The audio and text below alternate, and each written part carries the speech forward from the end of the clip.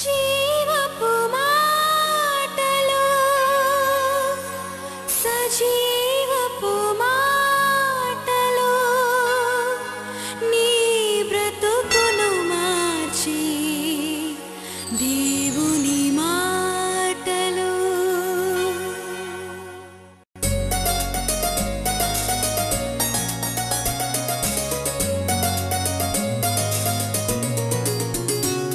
నిరాశలను తొలగించి జీవపు మాటలు. సందేశం మనం విందాం. ప్రభువా, మరి నా కన్నులు తెరువుమనే ఒక ప్రార్థన. మనం చేసే ప్రార్థనలో ఒక ప్రార్థన చేయాలి. ప్రభువా, నా కన్నులు నీవు తెరువు. నా కన్నులు తెరువు అంటే శారీరకమైన నేత్రాలు ఉన్నాయి, అన్నీ చూస్తున్నాము, మిరుమిట్లు గొలుపు లోకాన్ని చూసి ఆనందిస్తున్నాం. కానీ ఆత్మీయ నేత్రాలు దేవుడు తెరవాలని, మరి ఆత్మీయ కార్యాలు మనం గ్రహించాలని, ఇంకా గూఢమైన సంగతులను పరిశుద్ధ గ్రంథం నుండి మనం నేర్చుకోవాలని, కన్నులు తెరవాలని ప్రార్థన. మరి దాని గురించి ఉన్న ఒక సందేశం ఈరోజు మనము ధ్యానించబోతున్నాం. మరి కన్నుల గురించి ఆదికాండం 3వ అధ్యాయంలోనే ఉంది. అవ్వ చూడడానికి కన్నులకు చాలా రమ్యమైన పండు సర్పం చూపెట్టినప్పుడు ఆశించింది. దాని తర్వాత ఆమె కన్నులు, వారి కన్నులు, ఆదాము అవ్వల కన్నులు తెరవబడినప్పుడు వారు దిగంబరులని గ్రహించినట్టు ఆదికాండంలోనే ఈ మాటలు మనము చూస్తూ ఉన్నాం. మరి కన్నులు మాత్రం కాదు, హృదయం కూడా దేవుడు తెరుస్తాడని అపోస్తల కార్యం 16వ అధ్యాయము 14వ వచనంలో లూదియా అనే స్త్రీ హృదయాన్ని దేవుడు ఏం చేస్తున్నాడు? తెరిచినాడు. కన్నులు తెరుస్తున్నాడు, హృదయం తెరుస్తున్నాడు. పౌలు భక్తుడు ప్రార్థనలో ఒక ప్రార్థన, మరి మీ మనోనేత్రములు తెరవబడాలి, మీకు జ్ఞానము ప్రత్యక్షత గల మనస్సు దేవుడు ఇవ్వాలని నేను దేవుని ప్రార్థిస్తున్నానని ఎఫెసీయులకు రాసిన పత్రిక 1వ అధ్యాయము 17వ వచనంలో పౌలు ప్రార్థన మనం చూస్తున్నాం.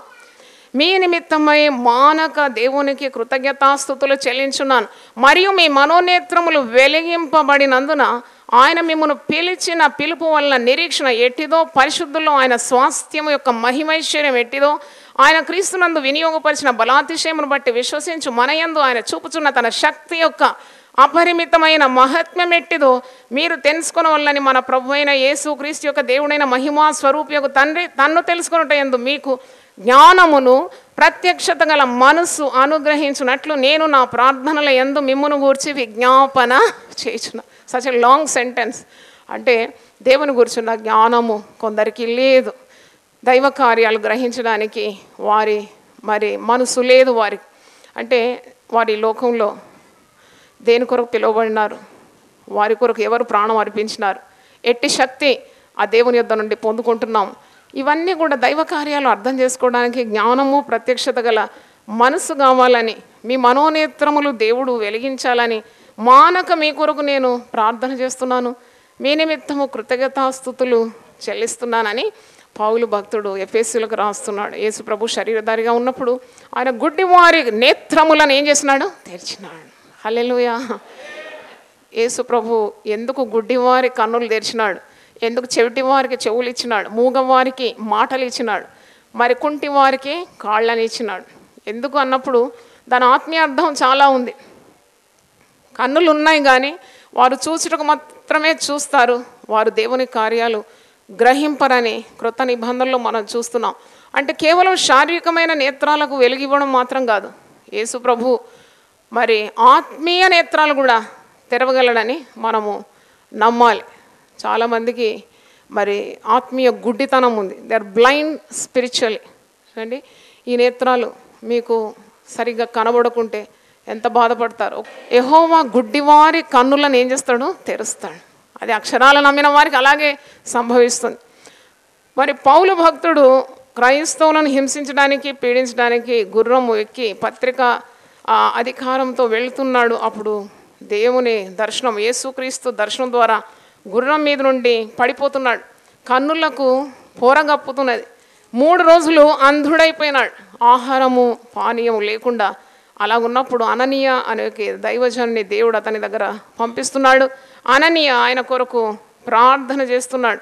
మీరు అపోస్తల కార్యం 9వ అధ్యాయము 8, 9 చూడండి. సౌలు నేల మీద నుండి లేచి కన్నులు తెరిచినను ఏమీ చూడలేకపోయిన గనుక వారు అతని చెయ్యి పట్టుకొని దమస్కులోనికి నడిపించింది. అపోస్తలుల కార్యం 9, 8వ వచనం. 9వ వచనం చూడండి. అతడు 3 దినములు చూపు లేక అన్నపానములు ఏమీ పుచ్చుకొనకుండే.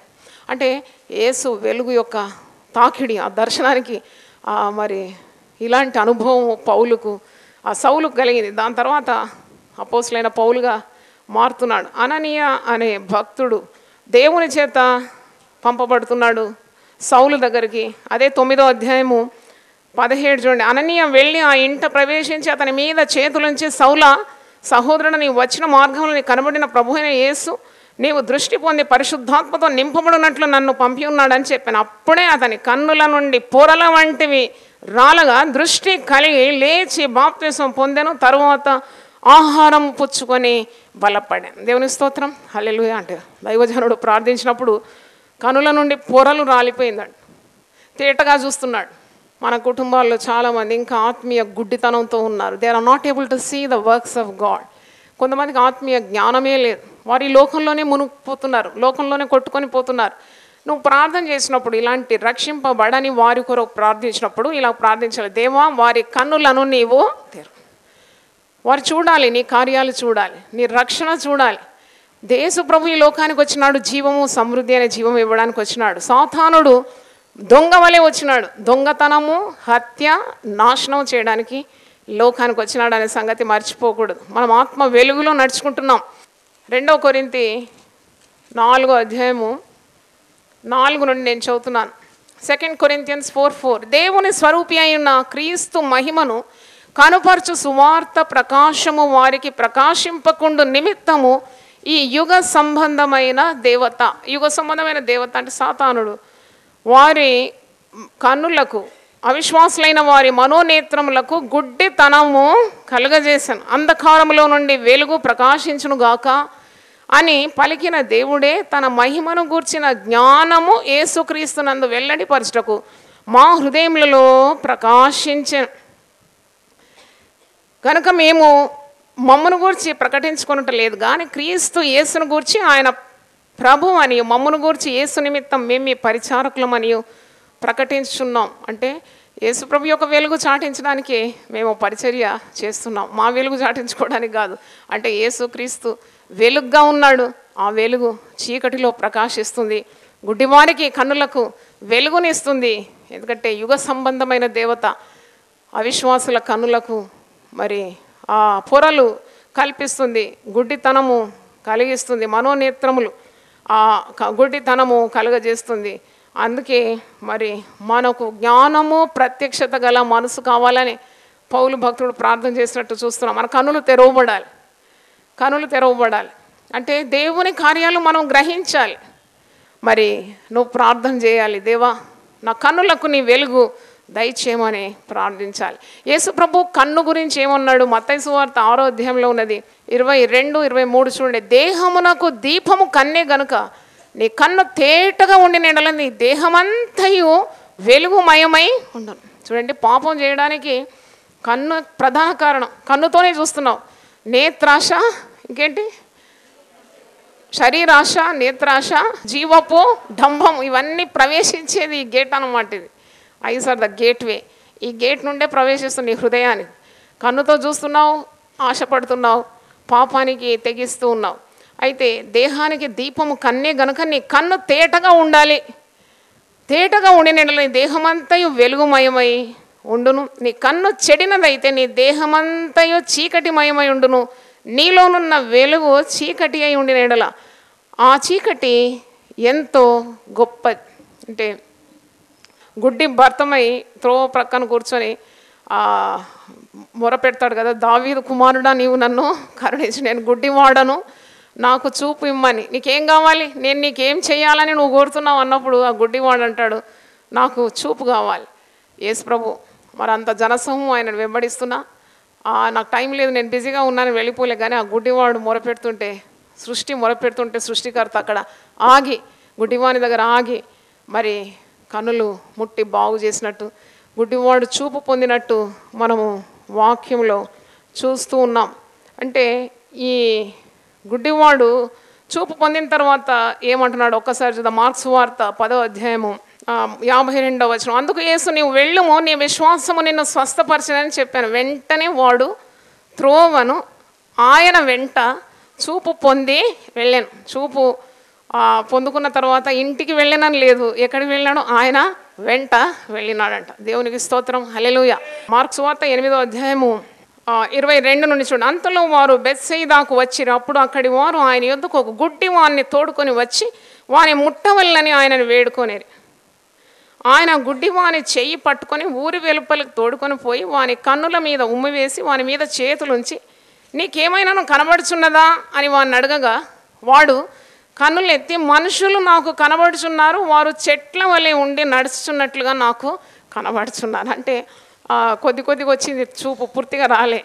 యేసయ్య అంటున్నాడు, నీకేమైనా కనబడుతుందా అన్నప్పుడు చెట్లలాగా ఉన్నారు మనుషులు, చెట్లు నడుస్తే ఎలాగ ఉంటుంది అలాగూ నాకు మనుషులు చెట్ల వలె నడుచున్నట్లు నాకు కనబడుతున్నారు అన్నప్పుడు 25వ వచనం చూడండి. అంతటా ఆయన మరల తన చేతులు వాని కన్నుల మీద ఉంచగా వాడు తేరి చూచి కుదుర్చబడి సమస్తమును తేటగా చూడసాగాను. హల్లెలూయా చెప్దాం ఒకసారి. హల్లెలూయా. అంటే నువ్వు ప్రార్థన చేసినప్పుడు ప్రార్థన చేయాలి, దేవా అన్ని కార్యాలు నేను తేటగా చూడనట్లు నాకు సహాయం దయచేయి, నా కన్నులకు వెలుగు దయచేయి, నా జీవితము వెలుగుమయంగా చేయాలి. చీకటి అంటే చాలా భయంకరం కదా. చీకటిలో ఏం జరుగుతుందో తెలియదు. పాపం చేసేవారు ఎప్పుడు కూడా చీకటి ప్రేమిస్తారు, ఎందుకంటే వారు చేసే కార్యాలు ఎవరికి కనబడకూడదని. వెలుగు లేకుంటే చూపు ఉండదు కాబట్టి చీకటిని పాపులు ప్రేమిస్తారు. యేసు ప్రభు అందుకే అంటున్నాడు, మీరు వెలుగులో నడుచుకోవాలి, మీరు లోకానికి వెలుగుగా ఉండాలి, నేను కూడా మేము లోకానికి వెలుగుగా ఉన్నాను, మీరు వెలుగు సంబంధుల వలె ఉండాలి. అంటే చీకటి కార్యాలు జోలికి పోకూడదని. యోహాను సువార్త 12వ అధ్యాయము 35-36 చూడండి. అందుకు యేసు, ఇంకా కొంతకాలము వెలుగు మీ మధ్య ఉండును, చీకటి మిమ్మల్ని కమ్ముకొనకుండానట్లు మీకు వెలుగు ఉండగానే నడువుడి. చీకటిలో నడిచివాడు తాను ఎక్కడికి పోచున్నాడో ఎరగడు. మీరు వెలుగు సంబంధులగునట్లు మీకు వెలుగుండగానే వెలుగునందు విశ్వాసం ఉంచుడని వారితో చెప్పాను. ఇది పరలోకం నుండి దిగి వచ్చిన జీవాహారం, ఇది నా ఆత్మకు ఆహారం కాబట్టి, ఇది నా ఆత్మకు శక్తినిస్తుంది కాబట్టి నేను ఇది చదవాలి, చదివి దానిలోని మర్మాలు నేను గ్రహించాలి. అందుకే భక్తుడు ప్రార్థిస్తున్నాడు, నీ ధర్మశాస్త్రంలోని ఆశ్చర్యమైన కార్యాలు గ్రహించడానికి నా కన్నులను నీవు తెరు. దేవుడు గుడ్డివారి నేత్రములను తెరుస్తాడని 146 కీర్తన ఒకసారి చూడండి. 146 8వ వచనం. యెహోవా గుడ్డివారి కన్నులు తెరవజేయవాడు. ఇంకా ఏమేమి చేయగలడు? ఇక్కడ 4-5 వచనాల్లో దేవుడు ఏమేమి చేయగలవాడు? ఆయన బాధపరచబడు వారికి న్యాయం తీరుస్తాడు, ఆకలిగొన్న వారికి ఆహారం దయచేయను, బంధింపబడిన వారిని విడుదల చేయను, గుడ్డివారి కన్నులు తెరవజేయును, కృంగిన వారిని లేవనెత్తువాడు, నీతిమంతులను ప్రేమించేవాడు, పరదేశులను కాపాడువాడు, తండ్రి లేని వారిని విధవరాండ్రను ఆదరించేవాడు. అన్నీ ఒకేసారి మనం ఇక్కడ చూస్తున్నాం. గుడ్డి వారికి ఆయన కన్నులను ఇస్తాడు. అందుకే నీవు ఆత్మీయ జీవితంలో కూడా నీకు కొన్ని అర్థం కావు. You don't the mysteries of God, you want to know, you have to pray. దేవుడు ప్రార్థన చేసినప్పుడు అంటాడు కదా, ఇర్మియా 33వ వచనంలో, నువ్వు నాకు మొరపెట్టు, నేను నీకు ఉత్తరం ఇస్తాను, గ్రహింపలేని గూఢమైన సంగతులను నేను నీకు తెలియజేస్తాను. చప్పట్లతో దేవుని స్తుతిద్దాం. గ్రహింపలేని కార్యాలు నువ్వు ప్రార్థన చేయాలి. ఎజెకియల్ గ్రంథం అర్థం కాకుంటే ప్రార్థన చేయాలి, ప్రకటన గ్రంథం అర్థం కాకుండా నువ్వు ప్రార్థన చేయాలి. దేవా, గ్రహింపలేని గూఢమైన సంగతులను నాకు తెలియజేయి. నీ యొక్క వాక్యంలోని మర్మాలను గ్రహించడానికి నా కన్నులను నీవేం చేయాలి? తెరవాలి. ఎందుకంటే నువ్వు గుడ్డి వారి కన్నులను తెరవజేసే దేవుడు. దేవునికి స్తోత్రం. మన చుట్టూ ఉంటారు చాలామంది గుడ్డి వాళ్ళు, అస్సలు దైవ కార్యాలే అర్థం కాదు, ఎంత చెప్పినా అర్థం కాదు. అయ్యో నువ్వేం బాధపడే అవసరం లేదు, యేసయ్య ముడితే ఆ కన్నుల నుండి పొరలు ఏమవుతుంది? రాలిపోతుంది. వారు తేటగా చూస్తారు, మస్కగా చూసేవారు కూడా ఉన్నారు. కొద్దిగా అటు ఉంటారు, కొద్దిగా ఇటుకుంటారు, కొద్దిగా లోకంతో చూస్తారు, కొద్దిగా దేవునితో చూస్తారు. అలాంటి వారిని పోల్చిన ఆ సంఘటన ఇప్పుడు చూసిన గుడ్డివాడు కొద్దిగా బాగా అయినాడు. మనుషులు చెట్ల వల్లే కనబడుతున్నారట, మనుషులు ఉన్నట్టు కనబడడం లేదు, చెట్లు నడిచినట్టు కనబడుతుంటే యేసే 2వ మారు తాకినాడు. తాకినప్పుడు ఆయనకు ఎలాంటి చూపు వచ్చింది? తేటగా సమస్తము చూస్తున్నాడు. దేవునికి స్తోత్రం, హల్లెలూయా. మనము ప్రార్థన చేసినప్పుడు ఇలాంటి మరి జ్ఞానము, మరి ప్రత్యక్షత గల మనస్సు మనము పొందుకుంటాం.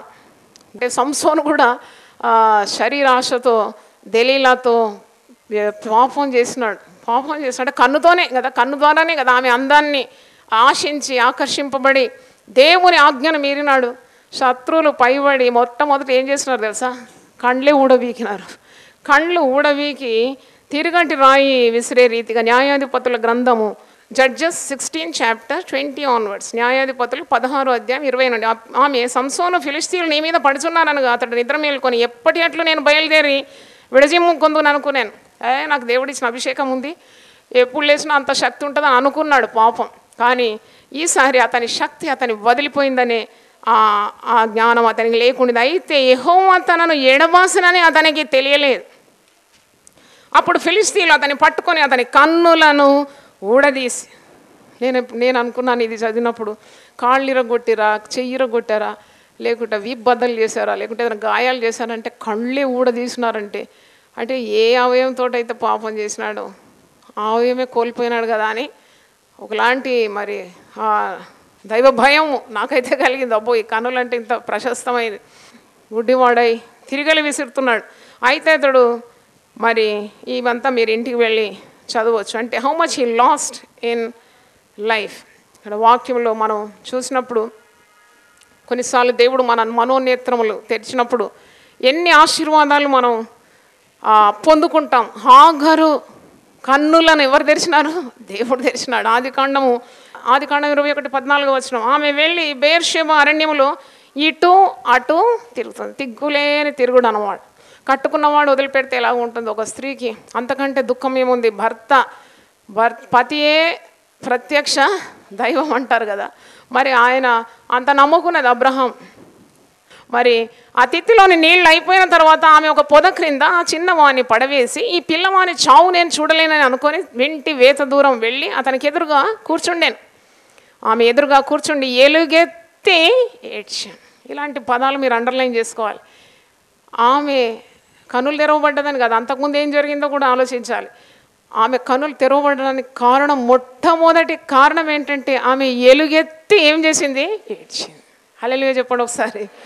దిక్కులేని స్త్రీ, దిక్కులేని దరిద్రుల ప్రార్థన నిరాకరింపక దేవుడు వారి ప్రార్థన వైపు తిరుగుతాడు. 102వ కీర్తన 17వ వచనంలో దిక్కులేని దరిద్రుల ప్రార్థన దేవుడు నిరాకరింపడు, వారి ప్రార్థన వైపు తిరుగుతాడు. ఈమె ఎలుగెత్తి నా బిడ్డ చావు నేను చూడలేను. అరణ్యంలో ఏముంది? ఎవ్వరూ లేరు. నిర్జన ప్రదేశంలో దిక్కులేనిదై ఏ తోడు నీడ లేకుండా ఉన్న స్త్రీ ఆ బిడ్డను అక్కడ పడుకోబెట్టి ఎదురుగా కూర్చొని ఎలుగెత్తి ఏడుస్తుంది. 17వ వచనం, దేవుడు ఆ చిన్నవాని మొరను వినను. చిన్నవాడు ఏం మొర పెడతాడు? ఏడుస్తాడు, అంతే కదా. కొన్నిసార్లు ఈ చిన్నపిల్లలు ఏడుస్తుంటే కూడా ప్రార్థనగా దేవుడు భావిస్తాడా అని నాకు అనిపించింది. చిన్నపిల్లలకు భాష రాదు, వారికి ప్రార్థన అలంకార భాష ఏది రాదు, కానీ వారు ఏడుస్తూ ఉంటారు. ఇక్కడ ఇష్మాయేలు బాగా ఏడుస్తున్నాడు, ఎందుకంటే అబ్రహాం ఇచ్చిన తిత్తిలోని నీళ్లు అయిపోయింది, దాహమవుతుంది. వీని ఏడుపు చూసి తల్లి మరి అంగలారుస్తుంది, ఎలుగెత్తి దేవుని తట్టు చూసి ఏడుస్తుంది. దేవుడు ఆ చిన్నవాని మొరను వినాను. అప్పుడు దేవుని దూత ఆకాశం నుండి హాగరును పిలిచి, హాగరు నీకేమి వచ్చినది? భయపడకము, ఆ చిన్నవాడున్న చోట దేవుడు వాని స్వరం విని ఉన్నాడు. నీవు లేచి ఆ చిన్నవాని లేవనెత్తి నీ చేత పట్టుకొను, వానిని గొప్ప జనముగా చేసేదనని ఆమెతో చెప్పాను. 19వ వచనం, మరియు దేవుడు ఆమె కన్నులు తెరిచినందున ఆమె నీళ్ల ఊట చూచి వెళ్ళి ఆ తిత్తిని నీళ్లతో నింపి చిన్నవానికి త్రాగనిచ్చాను. దేవుడు ఆమె కన్నులను తెరిచినందున ఆమె నీళ్ల ఊటను చూస్తుంది. అంటే నీళ్ల ఊట అక్కడే ఉందని అర్థం. ఆమె చూడలేదు.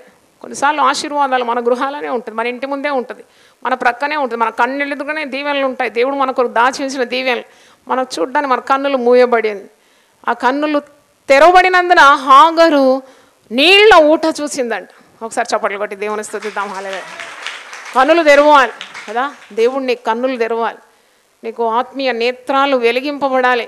దేవా, నా కొరకు నువ్వు ఏవేవి దాచించినావో ఈ పరిశుద్ధ గ్రంథంలో, ఎన్నెన్ని వాగ్దానాలు నా కొరకు సిద్ధపరిచినావో, ఎంత భాగ్యం ఉందో, ఎంత ఆశీర్వాదాలు నా కొరకు వేచి ఉందో, మరి నా కన్నులను తెరవాలి. హాగరు కన్నులను దేవుడు తెరిచినాడు. లిదియా హృదయాన్ని దేవుడు తెరిచినాడు. హాగరు కన్నులు తెరిచినప్పుడు నీళ్ళ ఊట చూసి, నీళ్ళ ఊట అక్కడే ఉంటుంది, మరి ఇవి చూడలేదన్నమాట. కన్నులు తెరవబడినప్పుడు నీళ్ళ ఊట చూసింది. అబ్రహాం ఇచ్చింది ఒక తిత్తి నిండా నీళ్ళే, దేవుడు ఇచ్చింది ఏంటండి? నీళ్ళ ఊట. గట్టిగా చప్పట్లు కొట్టి దేవుని స్తుతించండి. హల్లెలూయా. మనుషుని నమ్ముకుంటే నీకు ఒక తిత్తి నీళ్ళు ఇస్తారు అంతే, అంతకంటే వాళ్ళు ఇవ్వలేరు. వారి శక్తి పరిమితమైంది, వారి సామర్థ్యము పరిమితమైంది, వారికి ఉన్నవి అన్నీ కూడా పరిమితమైనవి. కానీ అపరిమితమైన దేవుని నిధుల్లో నువ్వు ఆశ్రయించాలి. హాగరు కన్నులు తెరిచిన దేవుడు మన కన్నులు కూడా తెరవాలని ప్రార్థించాలి. ప్రకటన 3వ అధ్యాయంలో ఉంది కదా, 18వ, నువ్వు గుడ్డివాడవు, నువ్వు దిక్కుమాలిన వాడవు, నువ్వు దిగంబరుడవు. ఆ మాటలన్నీ చూసినప్పుడు అబ్బా, నీ కన్నులకు కాటుక నీవు కొనుక్కో, నీ కన్నులు తెరవబడాలి. ఆత్మీయ నేత్రాలు చదువుదామా? అందరు బైబిల్ తీస్తున్నారు, మరి తీయండి. ప్రకటన 3:14 చదువుతున్నాను. లవోదికీయులో ఉన్న సంఘపు దూతకు ఇలాగు రాయము, ఆమేన్ అను వాడును నమ్మకమైన సత్యసాక్షి, దేవుని సృష్టికి ఆదియునైన వాడు చెప్పు సంగతులు ఏమనగా, నీ క్రియలను నేను ఎరుగుదును. నువ్వు చల్లగానైనను వెచ్చగానైనను లేవు. నువ్వు చల్లగానైనను వెచ్చగానైనను ఉండిన మేలు. నీవు వెచ్చగానైనను చల్లగానైనా ఉండక నులి వెచ్చనగా ఉన్నావు గనుక నేను నిన్ను నా నోట నుండి ఉమివేయనుద్దేశించున్నాను. నీవు దౌర్భాగ్యుడవును, దిక్కుమాలిన వాడవును, దరిద్రుడవును, గుడ్డివాడవును, దిగంబరుడమై ఉన్నావని ఎరగక, నేను ధనవంతుడను, ధనవృద్ధి చేసి ఉన్నాను, నాకేమీ కొదవలేదని చెప్పుకొనిస్తున్నాను. చాలామంది ఇలాగే అనుకుంటారు, మాకేం తక్కువ లేదండి, మా తాత ముత్తాతలు సంపాదించిన ఆస్తి అంతా మాకు ఉందండి, మాకు కావాల్సిన తినడానికి ఉందండి. అయ్యో, అంటే వారు ఆత్మీయ గుడ్డివారు అన్నమాట, వారు దౌర్భాగ్యులు. ఇక్కడ చూడండి, ధనం ఉంది కానీ దేవుడు లేని వారిని ఎంత ఘాటుగా పరిశుద్ధాత్మ దేవుడు సంబోధిస్తున్నాడు. వాళ్ళకి అంత ఉంది, ధనం ఉన్నది కానీ దేవుడు లేడు. అందుకే వారు దౌర్భాగ్యులు, దిక్కుమాలిన వారు, దరిద్రులు. ధనం ఉంది లోకరీతిగా, కానీ దేవుని ధనం వారికి లేదు, దేవుని ఒక ఐశ్వర్యం వారి జీవితాల్లో లేదు. కాబట్టి వారు దిక్కుమాలిన వారు, దరిద్రులు, మరి వారు దిగంబరులై ఉన్నారు, గుడ్డివారై ఉన్నారు. గుడ్డివారట. కానీ వారు ఏమంటున్నారంటే మాకేమీ కూడా కొదువ లేదంటున్నారు. వారికి ఏం కొదవలేదని పైకి అంటున్నారు. నీవు ధనవృద్ధి చేసుకున్నట్లు అగ్నిలో పుటం వేయమన్న బంగారమును. మరి వీళ్ళు ఏమనుకుంటున్నారు? నేను ధనవంతుడను, 17వ, నేను ధనవంతుడను, ధనవృద్ధి చేసి ఉన్నాను, నాకేమీ కొదువ లేదు. కొందరు అంటారు ఇలాగ, మాకేం తక్కువ లేదండి, ఇంకా 4 తరాలు తినడానికి మేము సంపాదించి పెట్టినామండి.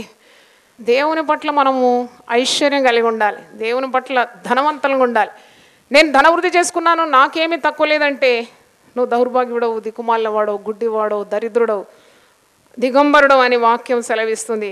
అందుకే ఇక్కడ ఒక మాట చూడండి, 18వ, నీకు దృష్టి కలుగునట్లు నీ కన్నులకు కాటుకను నా యొద్ద కొనుమని నీకు బుద్ధి చెప్పుచున్నాను. కన్నులకు కాటుక పెడతారు, ఎందుకంటే తేజ్గా కనబడాలని. చిన్నప్పుడు పుట్టినప్పటి నుండే కాటుక రాస్తూ ఉంటారు. అంటే ఇక్కడ పరిశుద్ధ గ్రంథంలో కాటుక గురించి ఉంది, కన్నులు తేటగా కనబడాలండి.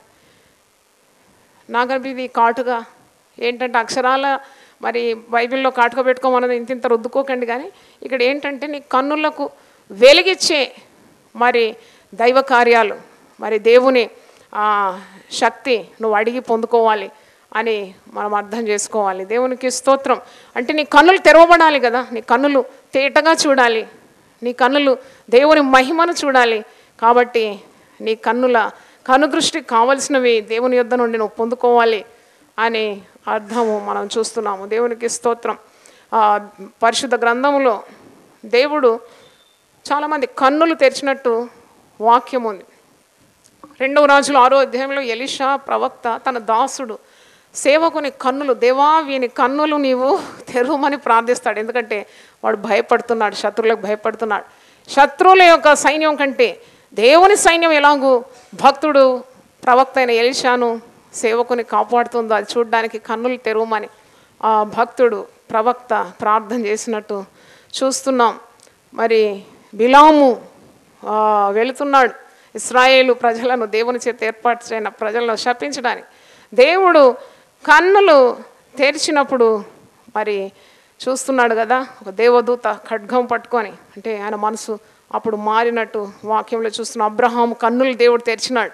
ఇస్సాకును బలి ఇవ్వడానికి మోరియా పర్వతానికి వెళ్ళినాడు. మరి బలి ఇవ్వకూడదు ఇస్సాకును, నువ్వు చంపకూడదని స్వరం విన్నప్పుడు కనులెత్తి చూసినప్పుడు పొదల్లో ఒక పొటేలు కొమ్ములు తగులుకొని ఉన్నది. ఆ పొటేలు అక్కడే ఉంది, కానీ దేవుడు అబ్రహాం కన్నులు తెరిచినందుకే ఇస్సాకు బదులుగా బలి ఇవ్వడానికి ఒక పొటేలును చూడగలిగినాడు. దేవునికి స్తోత్రం. ఇలా కొన్ని కార్యాలను చూడాలంటే తప్పకుండా దేవుడు నీ కన్నులను తెరవాలి అని మనం గ్రహిస్తున్నాము. సిలువ దర్శనము నేను చూసేటకు నా కన్నులను నీవేం చేయాలి? తెరవాలి. సిలువలో ఉన్న ఐశ్వర్యాన్ని నేను పొందుకోవడానికి నా మనోనేత్రములను నీవు వెలిగించాలి. సిలువలో మనకు దొరకదంటూ ఏం లేదు కదా. సిలువలోనే నీ పాపాలన్నీ పరిహరింపబడుతుంది. సిలువలోనే నీకు మరి రోగములన్నీ తొలగిపోతుంది. సిలువ ద్వారానే నీకు శాపములన్నీ తొలగిపోయి ఆశీర్వాదములు దేవుడు అనుగ్రహిస్తున్నాడు. సిలువ యందే నేను అతిశయిస్తాను, మరి ఎట్టి అతిశయం కూడా నాకు దూరం అవునుగా కానీ పౌలు భక్తుడు అంటున్నాడు. దేవా, నాకు అలాంటి సిలువ దర్శనం కూడా దయచేయమని ప్రార్థన చేయాలి. ప్రార్థన చేసుకుందాం. తలలు వంచండి. దేవుడు మనకు ఆత్మీయ దృష్టి దయచేయనట్లు, మనోనేత్రములను దేవుడు వెలిగించినట్లు, మన కన్నులను తేటగా దైవ కార్యాలు చూచునట్లు, హాగరు ఏ విధంగా నీళ్ళ ఊట చూసిందో, అబ్రహాము ఏ విధంగా కొమ్ములు తగిలిన ఒక పొటేలను చూస్తున్నాడు. బిలాము కన్నులు తెరవబడినప్పుడు దేవుని కార్యాలు అర్థం చేసుకుంటున్నాడు. దేవా, నా కన్నులు నీవు తెరువమని ప్రార్థన చేయి. మా హృదయాలన్నీ కూడా నీ రక్తం చేత కడుగుమని ప్రార్థిస్తున్నాం. దేవుని చూచే కన్నులు మాకు దయచేయమని, దైవ కార్యాలు చూచే కన్నులు మాకు దయచేయండి. నీ ధర్మశాస్త్రంలోని ఆశ్చర్యమైన కార్యములు చూచే కన్నులు మాకు దయచేయమని, ఆశీర్వాదపు ఊటలు చూచడానికి ఉన్న కన్నులు మాకు దయచేయమని మేము ప్రార్థిస్తున్నాం. ఆత్మీయ గుడ్డితనం ఉంటే తొలగించండి. మరి అంధకారంలో గుడ్డితనంలో ఉండే వారికి నీ మార్గం చూపే రీతిగా మమ్మల్ని అందరినీ ఆత్మతో అభిషేకించి వరములతో నింపి నీ సేవలో వాడుకోమని, టీవీ ద్వారా దేవుని వాక్యం విన్న వారిని కూడా దర్శించమని యేసు పరిశుద్ధ నామములో అడిగి వేడుకుంటున్నాను తండ్రి. ఆమేన్. దేవుడు మనల్ని సమృద్ధిగా దీవించును గాక. ఆమేన్.